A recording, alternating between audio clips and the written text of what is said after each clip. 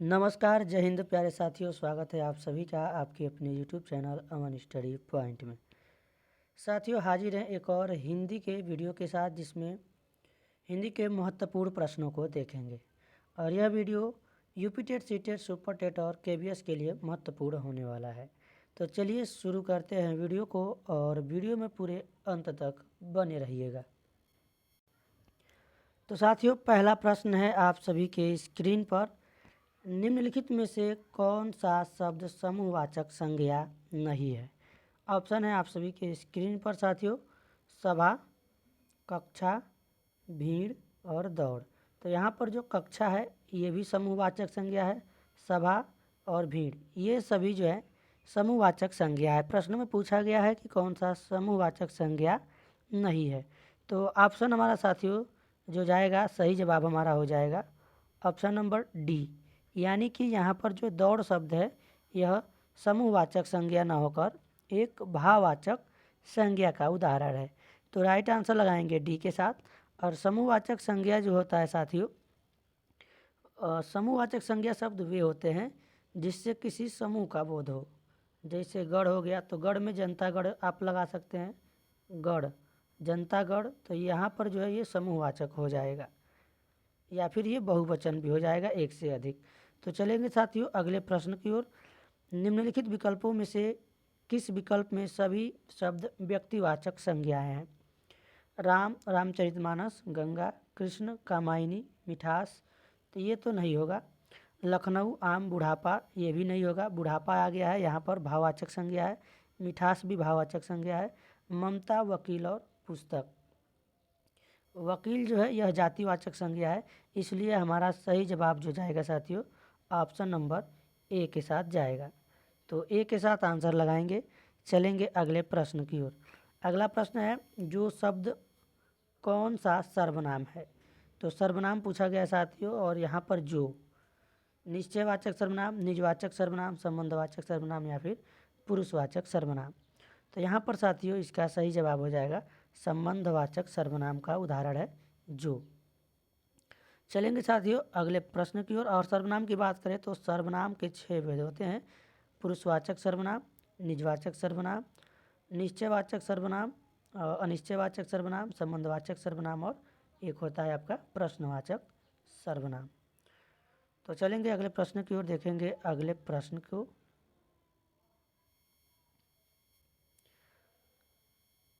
मैं अपने आप वस्त्र साफ कर लेता हूँ, इस वाक्य में कौन सा सर्वनाम है? अपने आप दिया गया है, प्रश्नवाचक, निश्चयवाचक, निजवाचक या फिर संबंधवाचक। साथियों इसका जो सही जवाब है हमारा हो जाएगा निजवाचक, अपने आप या स्वयं। तो यहाँ पर निजवाचक सर्वनाम हो जाएगा। अगला प्रश्न देखेंगे। उस विकल्प का चयन करें जो विशेषण का भेद है। उस घर में मेरा दोस्त रहता है। तो यहाँ पर जो है विशेषण का भेद बताना है, इसमें कौन सा है? उस घर में मेरा दोस्त रहता है सार्वनामिक, निश्चित परिमाणवाचक, निश्चित संख्यावाचक या फिर गुणवाचक। ऑप्शन आप सभी के स्क्रीन पर ये दिए गए हैं। इसका जो सही जवाब जाएगा साथियों हमारा जाएगा सार्वनामिक विशेषण, यानी कि ऑप्शन ए के साथ आंसर हमारा जाएगा।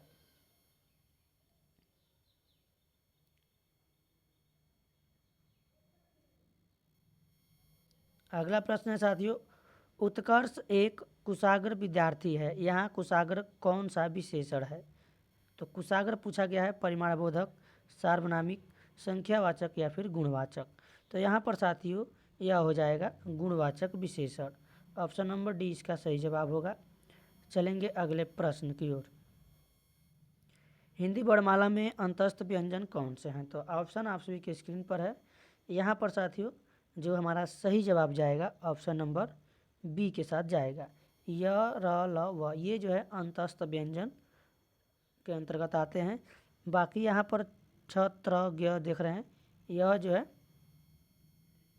छ, त्र और ज्ञ ये संयुक्त व्यंजन के अंतर्गत आते हैं, संयुक्त व्यंजन। और स, स और ह आप यहाँ पर जो देख पा रहे हैं यह जो आते हैं उसमें या संघर्षी व्यंजन, उष्म व्यंजन हम इन्हें कहते हैं, उष्म व्यंजन। और य और ल ये तो हमने, यही हमारा आंसर है, अंतस्थ व्यंजन है।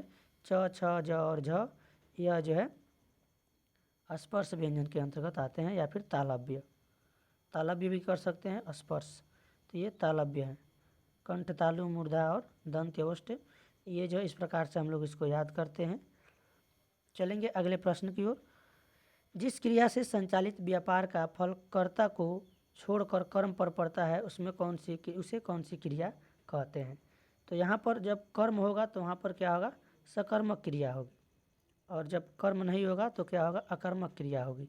तो यहाँ पर हमारा सही जवाब जाएगा सकर्मक क्रिया। यानी अगर फल कर्ता को छोड़कर कर्म पर पड़े तो सकर्मक क्रिया, और अगर कर्म को छोड़कर अगर कर्ता पर पड़ता है तो वहाँ पर अकर्मक क्रिया होती है। इसलिए आंसर हमारा बी के साथ चला जाएगा। मैंने रमेश से पत्र लिखवाया, इस वाक्य में लिखवाया कौन सी प्रकार की क्रिया है। ये प्रश्न यूपी टेट और सी टेट में भी पूछे गए हैं, और ये आप प्रीवियस ईयर क्वेश्चन एक बार ज़रूर देखिएगा, उसमें देखने को मिलेगा। अनुकरणात्मक क्रिया, नामधातु क्रिया, प्रेरणार्थक क्रिया या फिर संयुक्त क्रिया।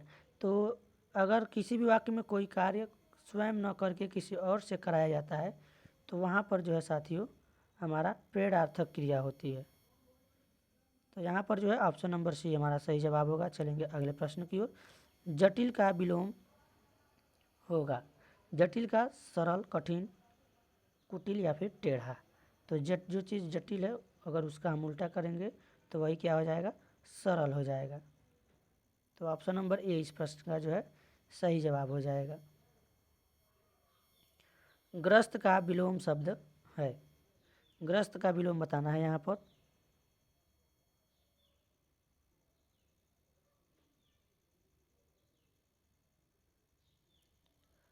तो यहाँ पर जो है ग्रस्त यानी कि इसका उल्टा बताना है, ग्रस्त यानी मुक्त। ऑप्शन नंबर यहाँ पर हमारा बी वाला सही जवाब हो जाएगा। चलेंगे अगले प्रश्न की ओर। तन शब्द का स्त्रीलिंग निर्धारित कीजिए। तन, इसका जो है स्त्रीलिंग निर्धारित कीजिए। इसका लिंग बताना है कि स्त्रीलिंग है, पुल्लिंग है, उभयलिंग है या फिर नपुंसकलिंग है। तो यहाँ पर साथियों ये पुल्लिंग के अंतर्गत आता है। हमारा जो है यहाँ पर ऑप्शन नंबर ए सही जवाब हो जाएगा।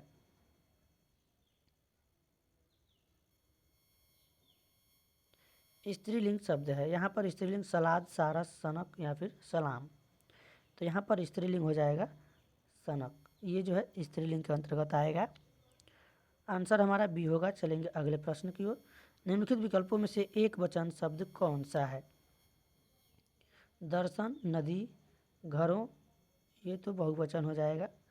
लताओं, यहाँ पर दिया गया है लताओं, तो ये भी बहुवचन हो जाएगा। ये जो है नदी, जो है नदी का नदियाँ होता है बहुवचन, तो ये एक वचन हो जाएगा नदियाँ। तो आंसर लगाएंगे हम यहाँ पर ऑप्शन नंबर बी के साथ। चलेंगे अगले प्रश्न की ओर। आजकल भारत की जनता भी अधिकाधिक शिक्षित हो गई है। रेखांकित शब्द वचन है जनता, एक वचन, बहुवचन, द्विवचन या फिर इनमें से कोई नहीं। तो यहाँ पर जो है ये एक जनता शब्द जो है हमेशा एक वचन के अंतर्गत आता है।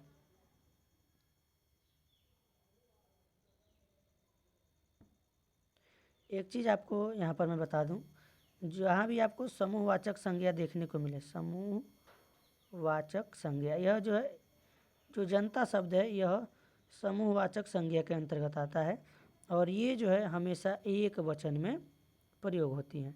तो ये एक वचन हो जाए। परिवार हो गया, पुलिस, भीड़ हो गया, सेना हो गया, ये सभी जो है समूहवाचक संज्ञाएं हैं। समूहवाचक जो संज्ञाएं होती हैं वो हमेशा एक वचन में ही प्रयोग होती हैं। तो ये चीज़ आपको याद रखनी है।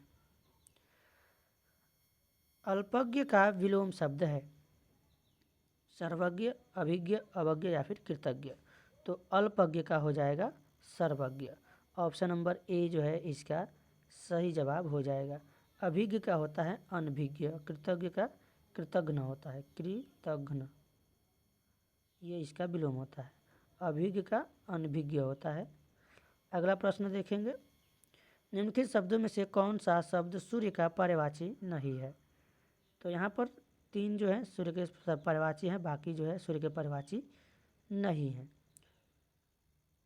तो यहाँ पर जो सुधाकर देख रहे हैं ऑप्शन नंबर सी में, यह जो है सूर्य का पर्यायवाची नहीं है। यह जो है चंद्रमा का पर्यायवाची होता है, चंद्रमा का। तो हमारा सही जवाब हो जाएगा ऑप्शन नंबर सी। बाकी प्रभाकर, भास्कर और दिवाकर ये सभी सूर्य के पर्यवाची हैं। सोना का पर्यवाची है यहाँ पर पन्नग, ललित, चित्तकारसक, जातरूप। तो यहाँ पर जो इसका सही जवाब होगा साथियों जातरूप हो जाएगा। जातरूप सोना का पर्यवाची है।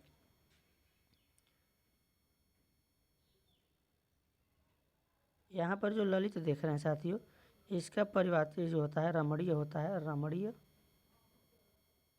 चारु और रुचि होता है, रुचिर होता है इसका।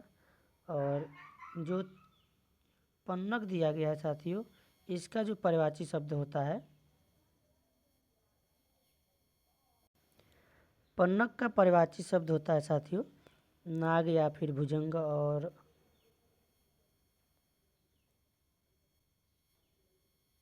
इसका होता है नाग और भुजंग। फड़ी भी होता है और उरग भी होता है। तो ये होते हैं इसके पर्यवाची। अगला प्रश्न है निम्नलिखित में से कौन सा वाक्य पूर्ण भूतकाल का उदाहरण है। पूर्ण भूतकाल का उदाहरण इसमें पूछा गया है वे गए, वे खा रहे थे, वे आए थे, वे सोकर उठे हैं।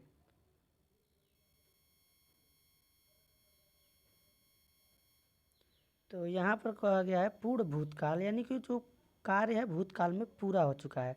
तो वो आए थे, यानी आए थे आकर चले गए हैं, काम पूरा हो चुका है। ऑप्शन नंबर सी जो है इसका सही जवाब होगा। अगला प्रश्न साथियों नाहर के लिए समुचित पर्यवाची शब्द है। तो यहाँ पर नाहर के लिए जो पर्यवाची शब्द हो जाएगा वो हो जाएगा शेर। Option number D. व्याघ्र जो है ये बाघ का पर्यवाची होता है, ये बाघ हो जाएगा। नदी दिया गया है, नदी का सरता हो जाएगा, तटिनी हो जाएगा, अपगा हो जाएगा तटिनी, और इसका कुलंकसा हो भी होता है, कुलंकसा भी हो जाएगा, तरंगिणी हो जाएगा। सरिता दिया गया है यहाँ पर साथियों,